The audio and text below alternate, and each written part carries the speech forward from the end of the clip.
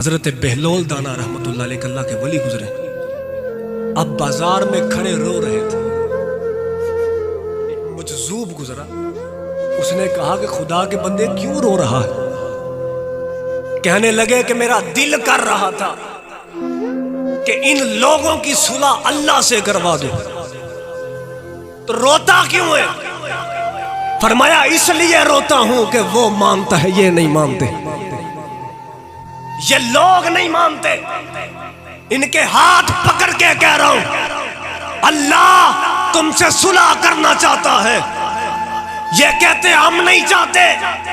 بہلول دانا اگلے دن اگلے روز قبرستان میں رو رہا تھا، یہ جملہ لکھ لو۔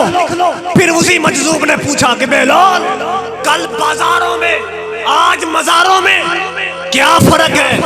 کہنے لگے کہ کل وہ مانتا تھا یہ نہیں مانتے تھے، آج یہ مانتا ہے وہ نہیں مانتے۔